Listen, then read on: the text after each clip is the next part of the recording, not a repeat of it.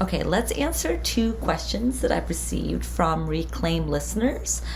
They may be very different questions, but they have at the core a same predicament, which is navigating the worthiness wound. I'm really excited to get into these questions and to hear how it lands for you. So let's get into it.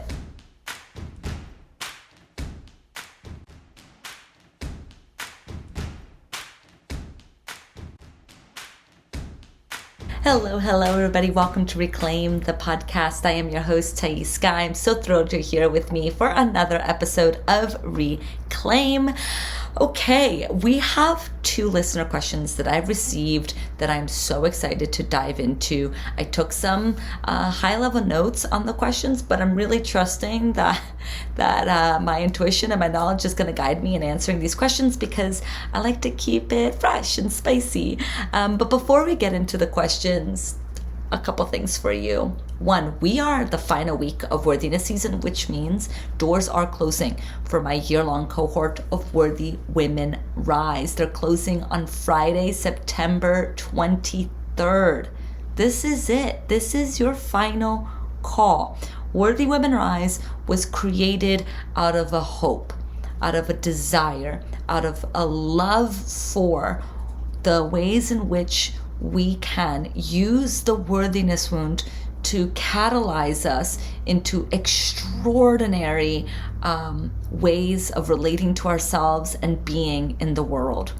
I wanted a program where I could pour everything I know about tending and healing the worthiness wound in one place. That's the content. But I also wanted an experience. I wanted to offer a container that allows us to not only learn about how to heal the worthiness wound, but actually guide us on the journey of healing our worthiness wound so that we can not sabotage our relationships, not continue to find ourselves in really painful patterns, be able to cultivate deeper intimacy and love and relationships that are really meaningful and nourishing. And mostly to be able to take in the good that is all around us. Because what I have found for myself personally, years and years of doing the worthiness wound, many of you may already know this, but the catalyst for me to doing the worthiness wound healing was an eating disorder. And at the core of the eating disorder and at the core of the worthiness wound is often a deprivation, a lack, a feeling that there is something that's really, really inadequate and broken within us. And that feeling is so strong that no matter what we may be finding ourselves in outside of ourselves, we may find ourselves in really wonderful relationships, we may find ourselves in the career of our dreams, nothing gets taken in, right? There's a difference between getting support and receiving support. At the core of the worthiness wound is such a deep struggle with receiving the goodness that is within us and outside of us. And so what we're going to do in this year-long exploration of worth is we're going to grapple with and tend to and understand the ways in which we are inhibiting the very things that we want. We are getting in our own way. We are depriving ourselves of the nourishment and nutrients that are all around us but are not getting taken in. This work is revolutionary. It is transformational. It is so potent. It's so beautiful. It's such a gift and honor to get to do this work. This is my 11th cohort of Worthy Women Rise. I've been doing this for a long time, and I bring to this container everything that I've done before. I have fine-tuned the modules and my continual expertise as a group facilitator, as a life coach for women tending to the worthiness wound, as a psychotherapist, but mostly as a human being who is grappling with this as intimately as all of you. I do not put myself up on a pedestal. You are not just going to be told what to do. I'm not interested in creating disciples or good girls who are complacent and just tell me that they like me. I really want us to have the space to grapple with what needs to be grappled with so that we can create the life that we really crave, the freedom that we really want to experience. So you can go to worthywomenrise.com to learn more and apply. right now, I am accepting pay what you can applications. So if you have been wanting to be a part of Worthy Women Rise, but finances has been getting in the way, you can apply for a pay what you can slot. And if you have any questions about that, you're welcome to reach out to me at Thais@thaissky.com. Happy to answer any and all questions you have. If you would like a full scholarship for the program, you can email me and we can talk about what that can look like. But pay what you can slots are available. And so you can go to the website, worthywomenrise.com. At the bottom where you would go to check out and to apply, you'll see a link there for pay what you can or for a pay in full if you are able to do that, okay? We only have a few slots left. And I really, really invite you to do this if it's feeling like a yes. If you've listened to my podcast for years and years and you're like, this is so good, this is the time. This is the time. There's no more time to waste. It's time for us to really take our healing seriously for the sake of ourselves, for future generations, for our planet. We're living in really precarious times. This is the invitation now more than ever before to do what we need to do to learn to get out of our own way so we can create the life that we want. There's no more time to waste. We gotta shit or get off the pot. You know what I mean? Like, we gotta get off the pot. We gotta do this. We gotta commit to this. We gotta join ourselves in partnering with ourselves in this exploration. And that's what I get to do for you and support you in Worthy Women Rise. Okay, so worthywomenrise.com. Doors close Friday. Applications for pay what you can has to be in by Wednesday night. Okay? Okay, so that's number one. Is that it? Actually, I think that there is only number one. I can't believe that worthiness season is coming to a close. This is the longest worthiness season I've ever done. Most of them are usually 3 weeks, sometimes 2 weeks. This was like almost 6 weeks. I really wanted to give myself lots of time and lots of space to play with worth and to invite women into Worthy Women Rise. And yeah, it feels a little bittersweet that it's coming to an end. But we're going to get started with Worthy Women Rise in the beginning of October. So doors have to close. We have to get this going. Get the show on the road. Okay, so let's get into the questions that I have received. Okay, we have 2 questions. Question number one. Hello, Thais. I've discovered your Instagram account by listening to your podcast within the past month, and it's been so helpful in my current situation. I am so glad. If you don't follow me on Instagram, come find me on Instagram at I am Thaís Sky. Okay, through listening, I've realized one overarching thing that I've never recognized prior, and realized it's the theme that ruins all the relationships in my life. Thanks for your insight and info. It's really changed my life. You're welcome. Let me just actually stop right there because I just had a thought that I want to jot down before we can continue into the actual question. This is something that I actually have been grappling with in my own therapy. Oftentimes, we don't become aware of something until suddenly we're super aware of it. Have you noticed that? Like your parents or your friends may have been telling you something for years, that you go after unavailable humans or that you self-sabotage. And you take it off, right? You shrug it off. That's not, doesn't resonate with me. Until one day it does. Until one day it's like, oh my God, I self-sabotage, right? Like it just like drops. It's like one day you're living your best life. The next minute, suddenly it clicks into place. The thing that people have been telling you for years, suddenly you see it. What is that? What is that phenomenon? I mean, imagine there's many ways to look at it, but one thing that I'm thinking about as how we can maybe play with this is that we weren't ready until now. That maybe the things that we become aware of, we only become aware of them when we're actually capable of digesting it, or else it just disappears, right? It just goes away. Right? Like think about this in your own life where suddenly something clicks. I wonder if that clicking is an opportunity, a moment in time when you're actually able to hear it. Now, how this works, we're going to talk about as I finish answering this question. But it's something that I've been grappling with because it's so wild to me how we can go our lives without noticing that we're running certain patterns And then boom, we start to become aware of it. What's changed? Well, something inside of us has changed enough that we can now really grapple with it. It can stay in our conscious mind. Okay, so here's the question. I'm curious about timing of healing. Specifically, what is it that doesn't allow us to make choices/changes even when it's obvious to others? Like, what is going on in our brains that we continue to use a coping mechanism that clearly causes problems and literally don't see the big picture? So this person went on ahead to share a little bit of the details of how this looks like in her life, and then she goes, I just share a bit of my own story so I can get a sense of what I'm asking and why. There's so many layers and details, but mostly my question is like, what's with the blinders? It's not that I didn't want to be well, or I didn't trust my partner or the people around me, right? I just didn't believe it. Okay. I think this is such an excellent question because it also connects so deeply with worthiness and with Worthy Women Rise, which is why is it that I'm talking about this course for years now, and then people join the course and say, I've been seeing you talk about it and talk about it and talk about it, and now I finally felt ready to do it. What is that? Is it something that I said?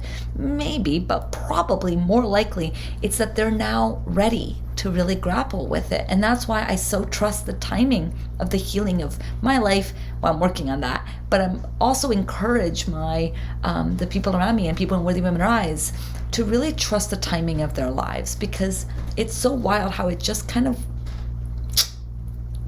clicks one day. But let's talk about what exactly is happening. What is happening in the brain as this question goes?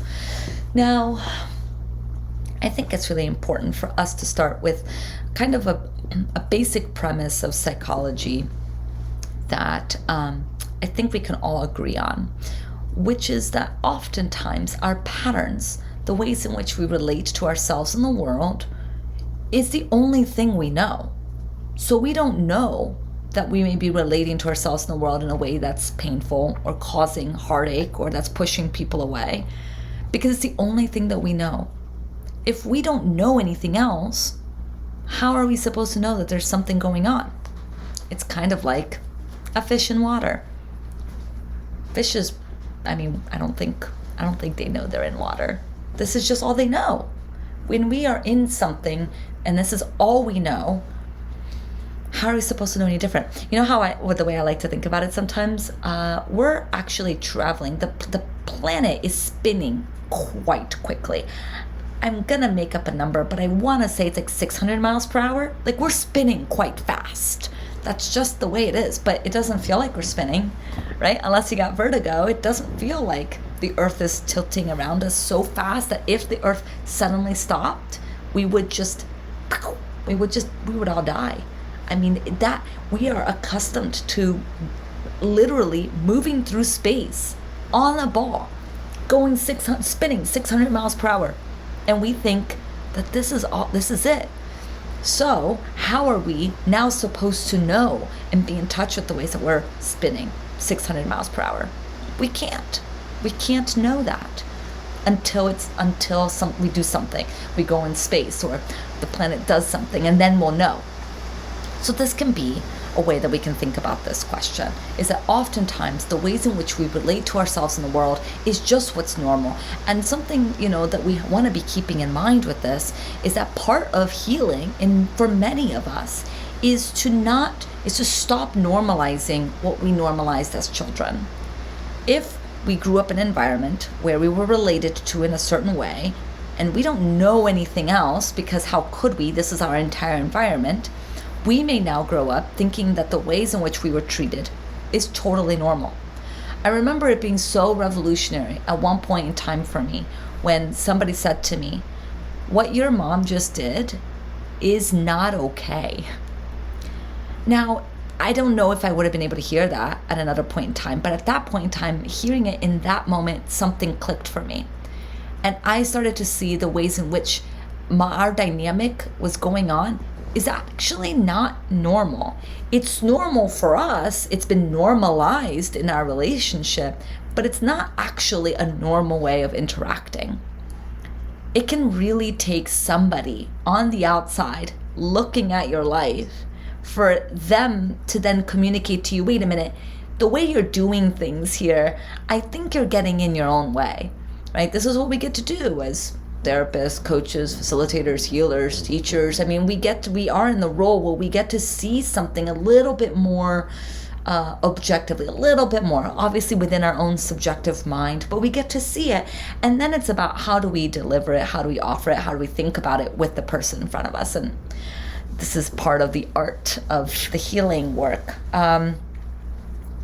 But if we are used to being treated a certain way, it can feel then very foreign when somebody treats us differently. And we may not have a lot of an understanding of what's foreign about it. It just may feel off.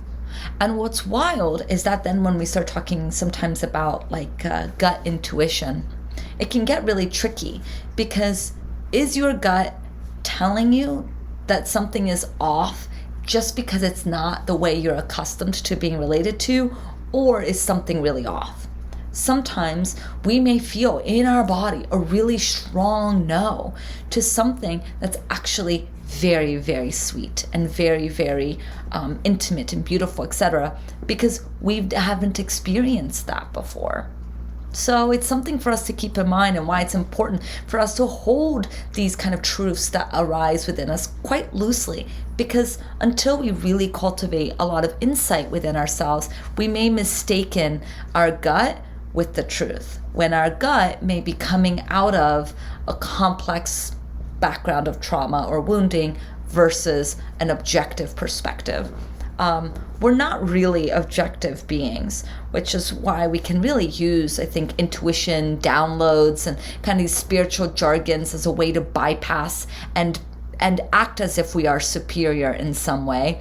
But we want to be careful with that. But that's, okay, moving beyond the point here, moving beyond the question. Okay, so what is it that doesn't allow us to make choices or changes even when it's obvious to others? Okay, so on the one hand, we can't see what we can't see. And so sometimes it really does take another person to help us see it. It really does. This is where so much of relationshiping, so much of who we are is born out of relationship with the people around us. We take in so much of how we are related to.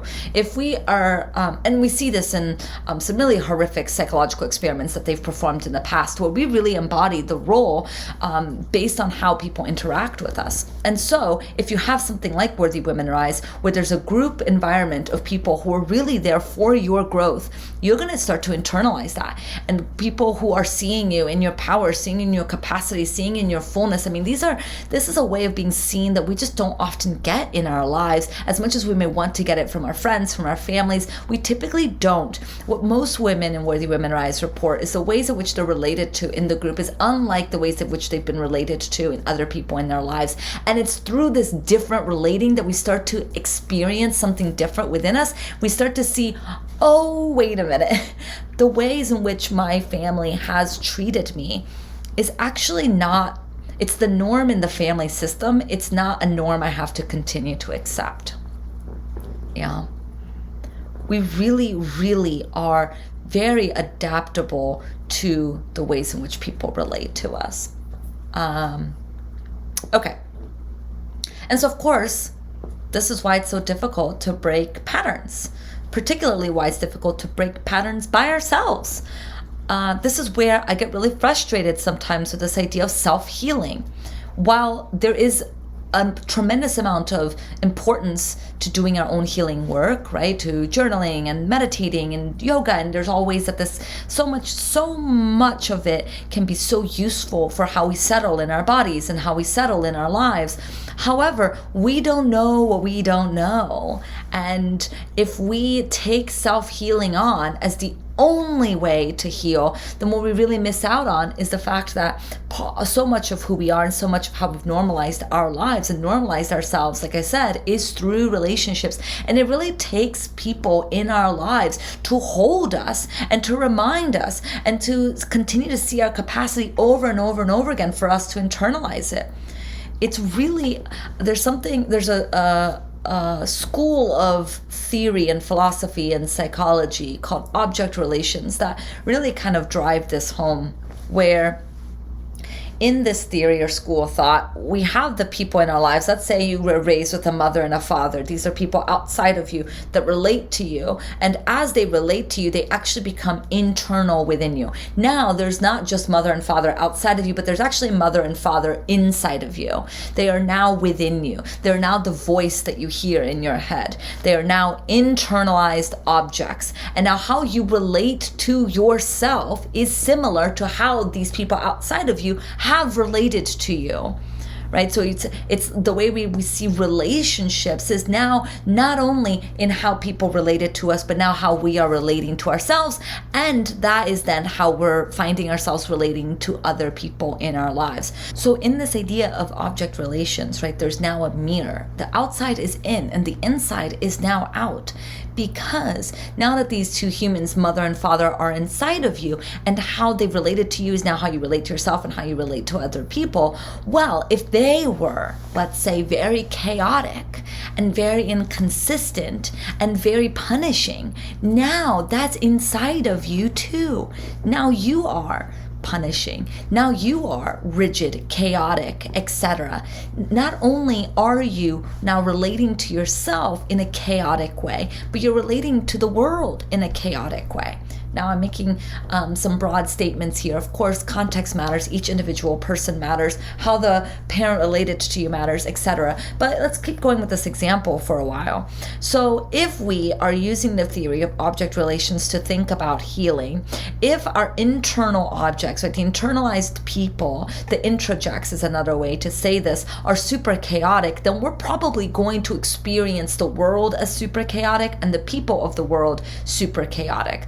Our brain really filters so much data that we have the option to take in at any given moment. It's really filtering it through a very specific lens, which is the lens of the ways in which we have been taught who we are and how we should be in the world.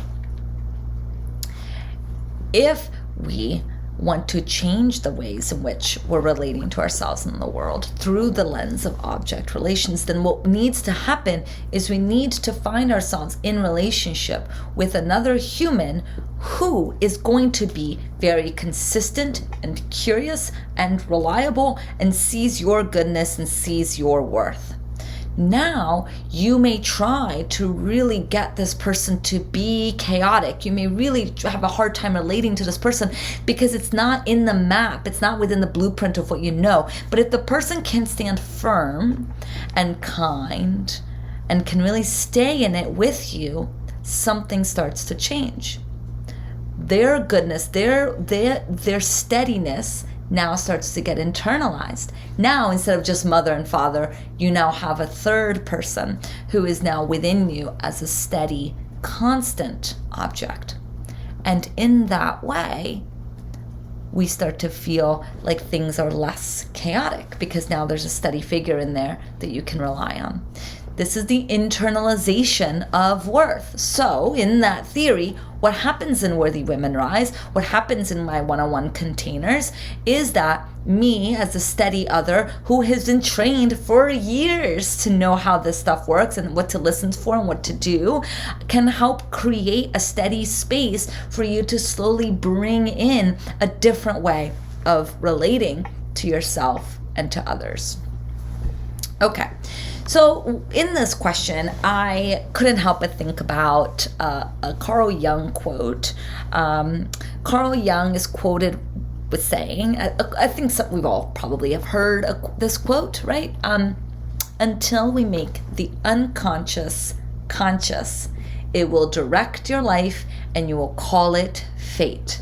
So this question is really asking about how is it that we find ourselves in these patterns that we don't even know is happening. And I think partly what a pattern is it's both conscious and unconscious components of the pattern. There are both the ways that we are aware that certain patterns are playing out, and there are ways in which we are unaware. It is in our unconscious. Now, this idea of the unconscious is a really important one. It's so wild how much the culture really hates on Freud.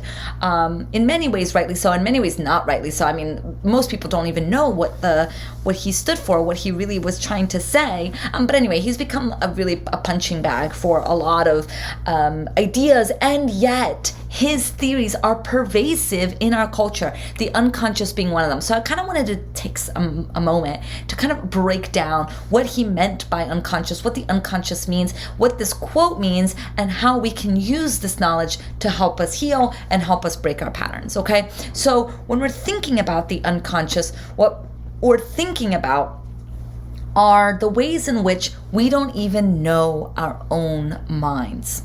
There are parts of the mind that we are aware of, that is in our conscious awareness, memories, ideas, all sorts of, like when we're dreaming of our future, when we're thinking about people, whatever we're aware of is our conscious mind, okay? Whatever we're aware of is our conscious mind.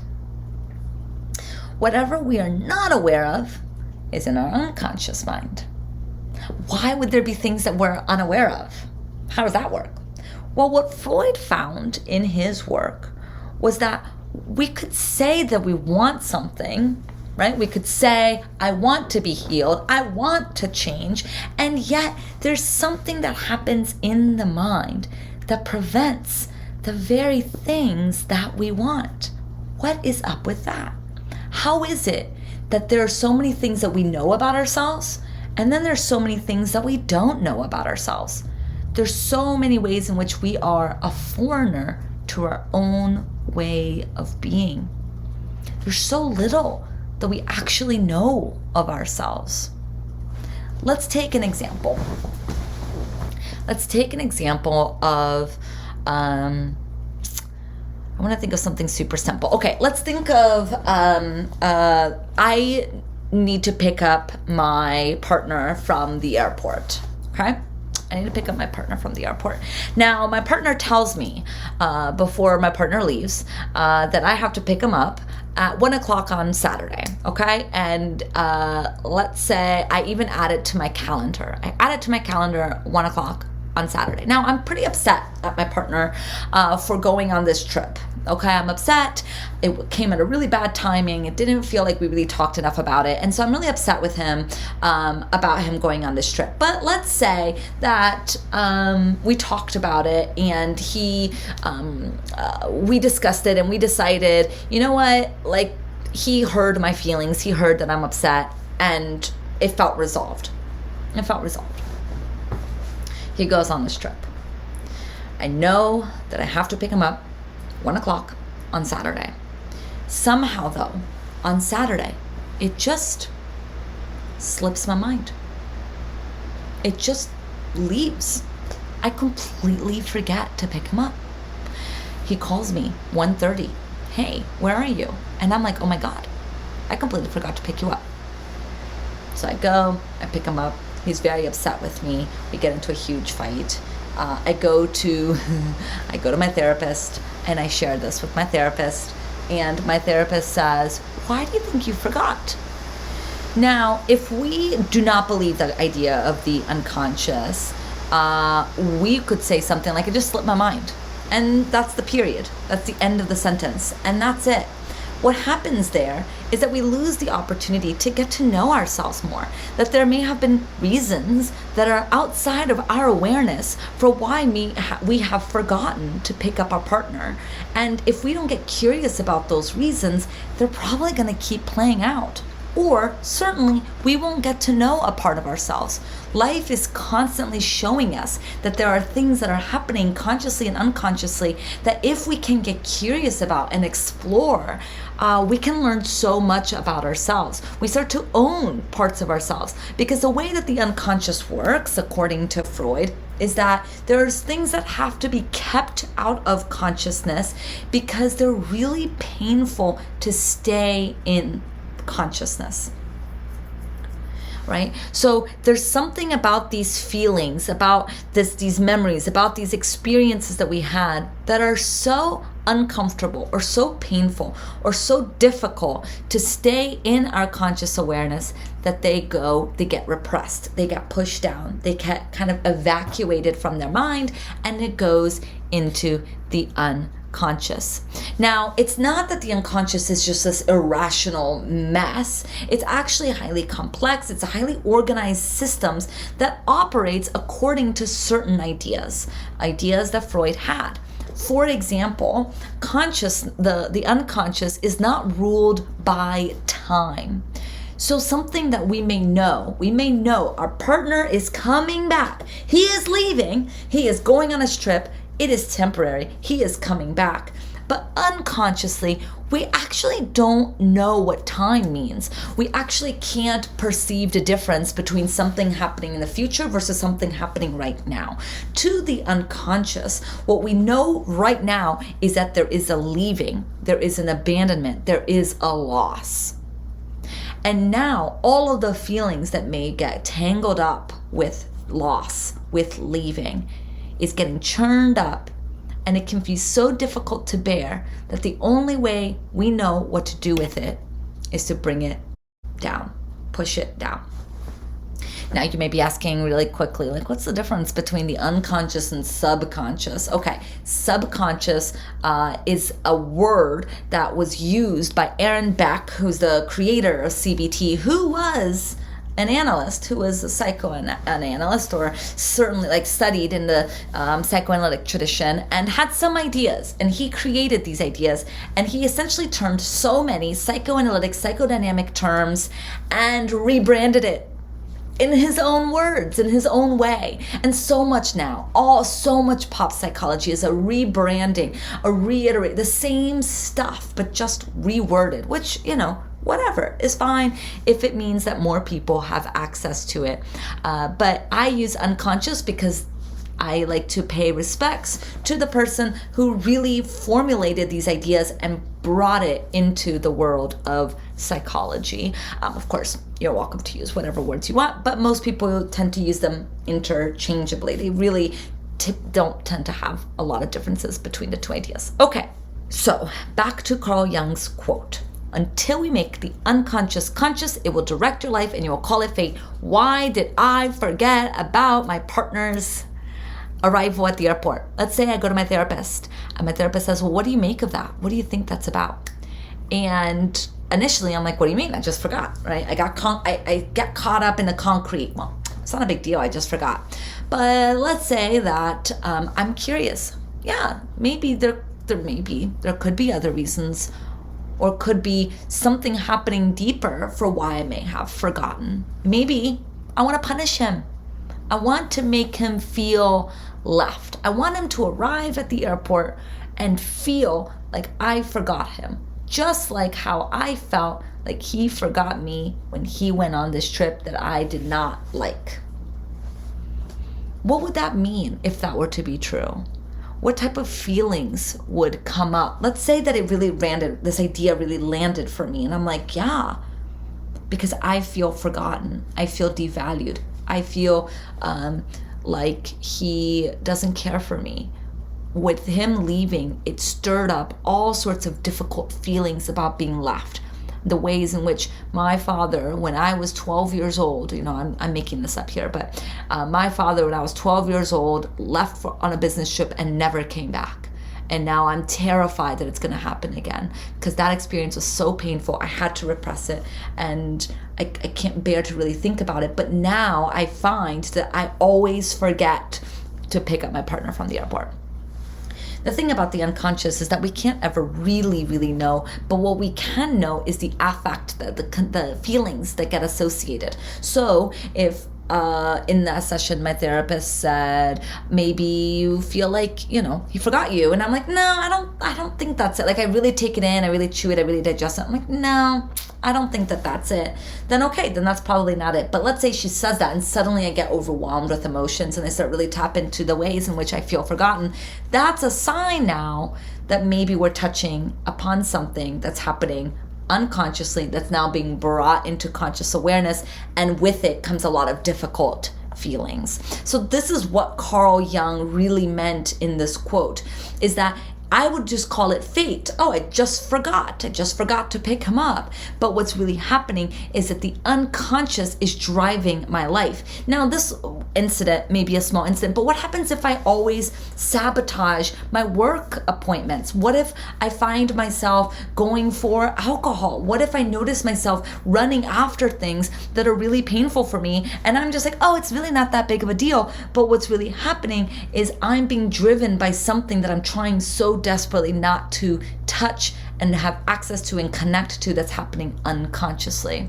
Now, this can be, understanding the unconscious, listening for the unconscious, and working through the unconscious. There's many ways, there's many theories, there's many ideas of how you can do this. However, what can be really helpful about knowing the unconscious is it perfectly answers this question of why can't we see my own problems? Because mostly, not only is it a relational lens in which we're seeing the world, but also because many of us are driven more by our unconscious than we ever care to admit. So many of us are just living our lives pattern after pattern, and we don't even know it.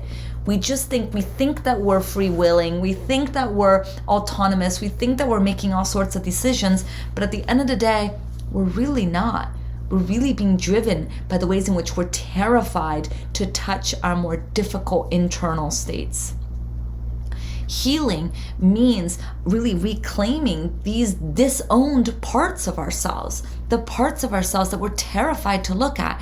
But by being terrified to look at them, we're also being shackled by them. Now, it's not to say once we start doing this work that we're going to suddenly know our unconscious. The very act that we have an unconscious means that we will forever not know what's in our unconscious. It's not about dominion or mastery of our unconscious. It's not about suddenly never having an unconscious, or to be healed means that we just never have anything that goes unconscious. No. It's just a way that we can understand and relate to ourselves. The idea of a concept is just a way that we can understand why is it that really painful things stay outside of our awareness until we are at a point in time when maybe we can really hear it and really digest it and understand it and comprehend it. Right? So the ways in which I talked about at the beginning of the question of why is it that sometimes we're just ready? I think it's because we've developed an internal capacity of difficult emotions, of grappling through things, that when things come from our unconsciousness to consciousness, we can now understand that it now has a place to land. If I say something to you and it goes, in one year, not the next, it may mean that I'm wrong. That's totally valid. Or it may mean you're not ready to hear it. And then it goes unconscious. And maybe at some point in the future, you're going to hear it. And that means that something shifted, something changed within you that now allows that thing to land. Or maybe I could have always been wrong. Okay, so then how do we find the unconscious, right? What does that look like? Well, there's a couple ways. Mistakes, things that we forget, things that slip out of our minds. Those are a great way to see what may be happening. Slips of tongue, right? Freudian slips is such an interesting, because they're often very little and benign, but there's something about them, right? There's something, what is slipping? What is getting in, out before you even recognize it? What are you scared of it being heard? Maybe it's something you really want to be heard, but you're terrified that the other person hear it. Maybe. Dreams is a really cool way that we can understand the unconscious. And I have had really some fascinating relationships with dreams, because we don't actually, I think, know very much about how dreams work. But it is so interesting how dreams can be such a symbolically rich representation of our inner lives that we can explore and understand and gather information from. The thing about working with the unconscious, of course, is that it's not always very concrete, and that can feel really, really frustrating. But we know that we're on the right track when we start to have an emotional resonance with it.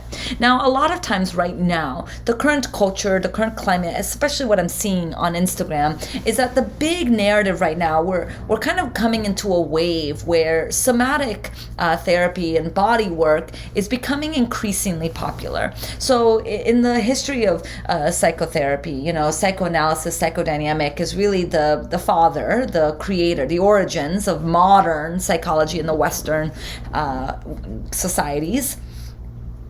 And then there's the next big wave, which is CBT, right? Cognitive behavioral therapy. Now, what's cognitive behavioral therapy? Aaron Beck kind of came out of psychoanalysis and also came out of some frustrations of psychoanalysis, wanting things to feel a little bit more concrete, wanting things to be a little bit more directive. And that's what CBT is. A lot of CBT is changing your irrational thoughts. It's telling you that the way that you think and feel is wrong. And let's think about the better way, a right way. And this can be wonderful for temporary alleviation of symptoms, but long term, it's not connected to any meaningful long-term psychological change, because it's not really changing the ways in which we are relating to ourselves and the world. That really comes out of a more deeper, longer-term work. Anyway, that's not the point of this episode. Okay, so then this wave that I'm seeing really coming right now is a huge somatic push. Now, as someone who has been trained and has experience in working somatically, there's the language in the somatic world, this nervous system. And I often find that we can use the words nervous system and unconscious pretty interchangeably. Even though they're coming out of different schools of thought and different beliefs, they really have its connection. Because what's happening in the nervous system is, why is it that you're talking to somebody and you're having a pretty benign conversation and suddenly you start getting very activated? Your nervous system starts getting really flooded. You notice that you're in fight, flight, freeze. You notice your heart rate increasing. There's a somatic experience that's happening, probably because you are internalizing something that's landing in your unconscious. And so you may not even understand what's happening, but your body is giving you some type of communication. I tend to see those two as very interconnected, because if we start to slow down and think about what's happening, maybe unconsciously I was taking this person that I was talking to as I was hearing or understanding the conversation as dangerous. Well, consciously we're not aware of this, but maybe unconsciously there's some signals that person was giving us that was creating danger signals in our nervous system. So I tend to see that often it can be used interchangeably, and it can actually connect very beautifully together, where if you're having a somatic experience, a somatic feeling that is not connected to anything that is happening consciously, well, odds are it's not that you're crazy, it's not that you're making stuff up, it's probably because you're discerning something unconsciously.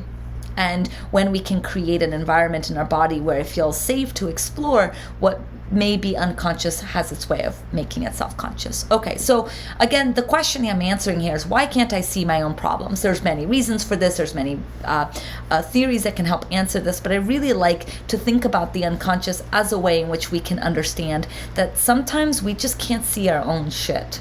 We really just can't see that stuff that's getting in our own way. And that's where bringing somebody in can be really, really useful. Okay, the last thing I'll say about this is that then, of course, because we're in a patterns inherently means that we can't see them. And I often talk about how in Worthy Women Rise, that if we're starting to recognize that we're in a pattern, we're already in the process of breaking it. Because once we can recognize it's happening, now we're creating space to change it. So recognition of a pattern is actually a big deal, because it means that you're finally starting to see that some things are becoming dystonic, ego alien to our minds. It's starting to become something that's not just ourselves. We're not just identifying in the pattern, we're seeing the pattern.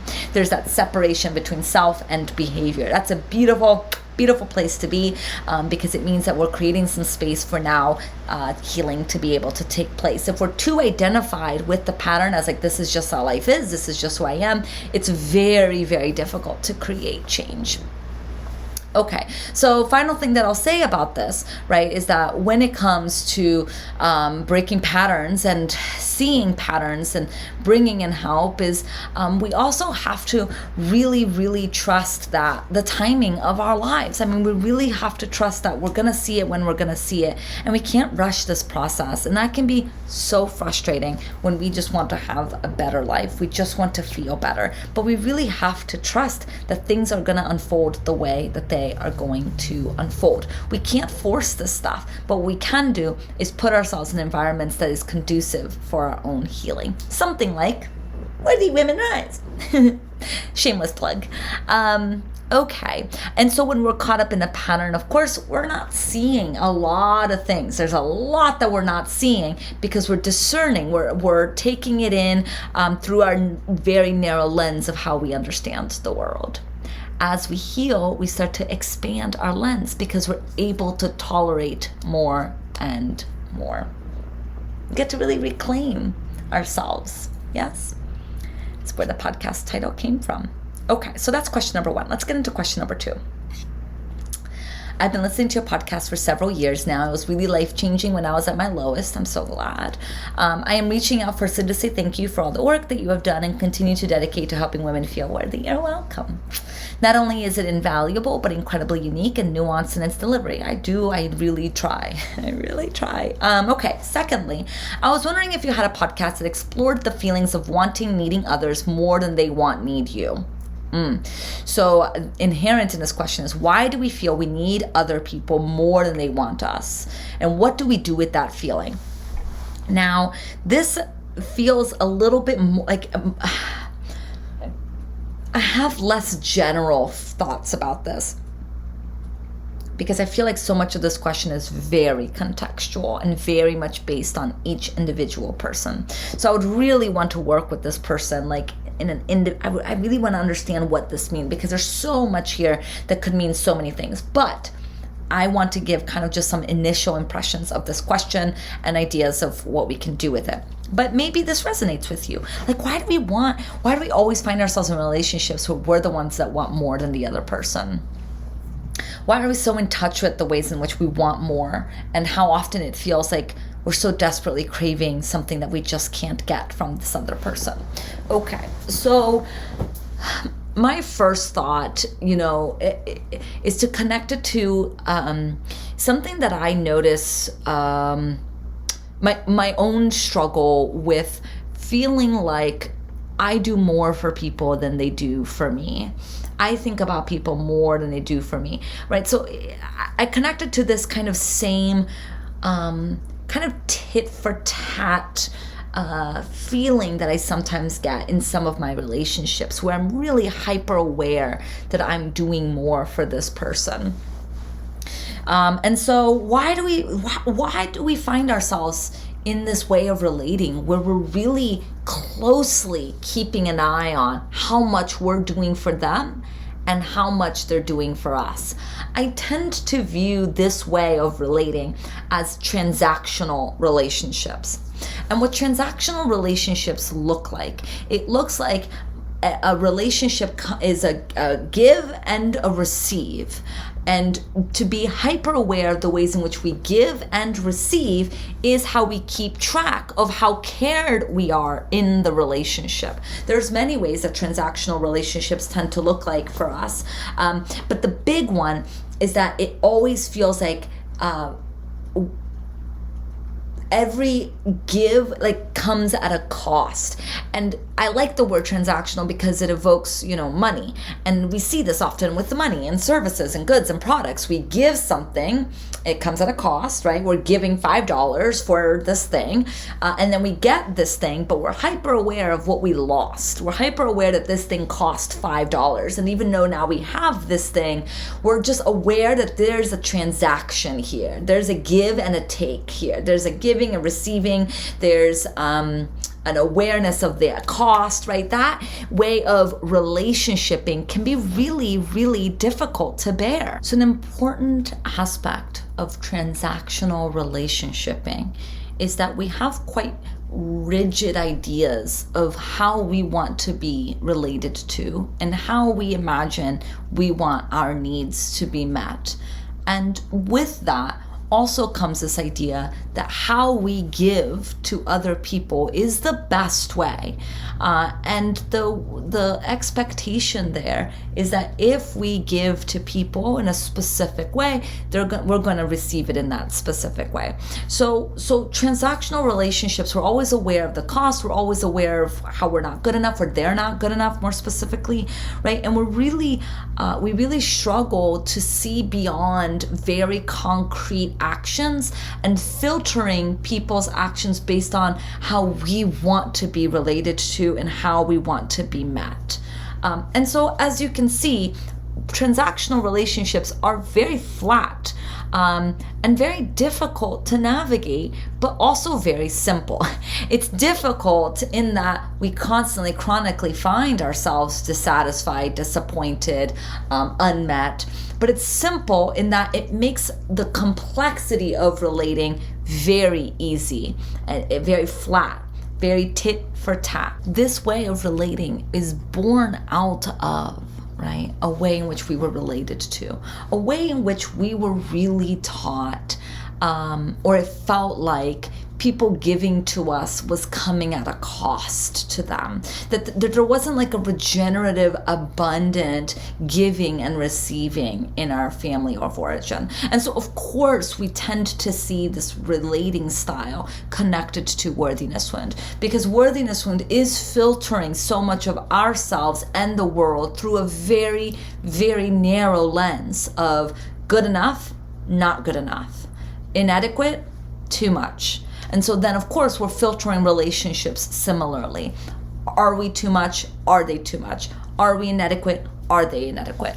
And so when we feel like we're constantly finding ourselves in these relationships where we have all of the needs, where our needs, our desires, our wants for them are so much bigger than their wants and desires and needs for us, if we continue to find ourselves in these dynamics, there is probably some type of worthiness wound healing that's wanting to take place here, because there is a constant sense of deficiency and of not enoughness. And that often looks like these types of transactional relationships. The worthiness wound is so hard because it continually makes us feel like we are so deprived of the thing that we so desperately want. And it insists that the only way that we can get our needs met is if other people behave in very specific ways to fulfill our needs. And I think that this is a way that we really defend against our neediness, our lack, and the ways in which we were always taught that our needs came at a cost. So, of course, the antithesis of this type of relating, this type of navigating relationships, is a more abundant style of relating. The way I kind of even see it is the relationship is we're either in relationship or we're in a transaction. But transactional relationships is not an actual form of relating, because we're not actually dealing with the complexity of our needs and their needs. We're flattening everything to just being about my needs, my desires, your desires, with very little in between for the ways in which people are constantly disappointing and giving, and there's a regenerative, abundant way of being in the world where it feels like we're filling and we're giving. It's like oftentimes in the initial ceremony for Worthy Women Rise and in the closing ceremony, I invite people to bring a candle. And what I love about candle, what I love about fire, is that when we light one candle with another candle, or we light a match with the candle, the flame feeds the candle, but it doesn't take away anything from the initial flame. And I really, really love that, because that is the regenerative type of relating that I think we're all so thirsty for and hope that we can get through the worthiness wound, but it's actually not going to come from the worthiness wound, because the worthiness wound insists that we are broken and that the only way that we can be whole is if we get our needs met in very specific ways. Okay, so if you're always in touch in your relationships with the ways in which you want and you need more than them, odds are you're really in touch with your own deficiencies and the ways in which the other person is deficient. And this type of transactional relating is really complicated, and it's not bad and it's not wrong. It's really actually quite painful, because what happens is we're depriving ourselves of the experience of being filled by another person, being nourished by another person, because we're flattening how we can receive and how we can take in. And so often with worthiness wound work is the work of grappling with a lot of deprivation and mourning the ways in which we were really deprived of some really good, yummy things that we so desperately needed as children. So much of healing the worthiness wound is grief work and mourning what we didn't get and mourning the ways that we internalized our inadequacy. Because it can be really hard to now find yourself in relationship after relationship where you're not feeling met. Now, one other thing that I will add to this, I mean, there's so much about this question. I think it's such a good question. Like the idea of despair, of desperation, that is attached to this question, right? Is this real sense of like hoping that if you felt abundant in this relationship, if this person finally filled you and gave you the needs, then you would feel whole. But the problem with that is that whatever they give you is only going to prove to yourself in some way that you are broken and that you are inadequate. And it really feeds this painful cycle. So when we want someone more than they want us, what we're really in touch with is that we are not enough for the other person. Yes? And then that can feel so bad. And so what do? We try to continue to prove. We get stuck in proving, in trying to be good enough, in trying to get that love. But it continues to feed this reminder that actually we are so deeply broken. We're trying to play something out with the person, with our friends, that really needs to instead be examined and slowed down and thought about. Patterns are ways in which we're acting out something that has not been named, that has not been talked about, that has not been able to be bared. This is why we play out the patterns. We act and behave so that we don't feel and sit with, because there's something really intolerable that is needing our attention. And so if we're constantly finding ourselves feeling left out, feeling envious or jealous, feeling not cared for, feeling like people don't prioritize us, feeling like people don't need us and want us in the same ways, what is happening is we're getting so caught up in this dynamic that we're then able to distance ourselves from some feelings that are here.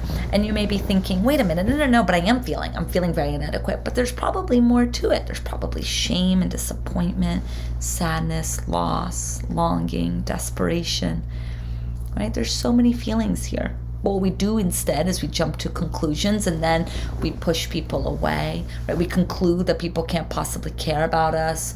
We make so many assumptions. We filter people's behaviors through what we expect, right? This happened recently where a friend didn't respond to my text message, and I just immediately knew that it meant that they're mad at me, and then I go into this spiral of, they're okay without me, they don't like me, I'm not that good of a friend, it's all sorts of things, right? And then to get a text message from them later saying that they actually they had to take their pet to the vet and they were really, really stressed and anxious, and it's suddenly like, oh, wait a minute. The conclusions that I definitively thought were true or may not actually be true. So why do I keep making these truths up? Why do I keep going there? Why do I keep living this out? Well, it's probably because there's something that's really needing tending. And while I can't speak for what that needs to be tended for anybody else, for me, what continues to be invited to be tending is the ways in which I have been deprived of something that I really needed, and now it gets worked through in my relationships. So both of these questions are very different questions, but they both have a real core to them, which is that we are always invited when we find ourselves getting stuck in these things to slow down, to get support, to get curious, and to always wonder, wait a minute, my brain is making meaning of this. I don't know if this is what's happening, so why is my brain making meaning of this? It's not, my brain is making meaning of this. I know that this story probably isn't true, so I just need to let go of the feelings. No, it's my brain is making meaning of this. What is the meaning it's making? And what is that about? Why is my brain moving in that direction?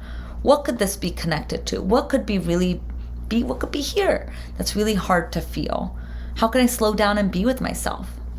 this is how we reclaim ourselves. This is how we own more of who we are. So we find ourselves acting this shit out less with the people that we really care about. And we start to find different relationships. We start to find more possibilities of relating, that maybe we'll actually find ourselves in relationship rather than transactional relationships.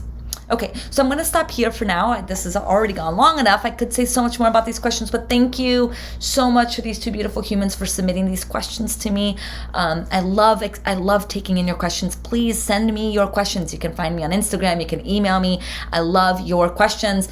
And final reminder, doors close for Worthy Women Rise this Friday, September 23rd. If you want to do a pay what you can, that application has to be in by Wednesday, September 21st. I'm really, really excited for this cohort. It's going to be a really magical experience together. You don't have to deprive yourself of the things that you want. You're worthy of it. Go after it. Do it. Do the thing. Do the thing. And let me support you every step of the way as you step into your greatest self. Okay, if you have any questions, you're welcome to reach out. Thank you all so much for being here today, and I will catch you next week.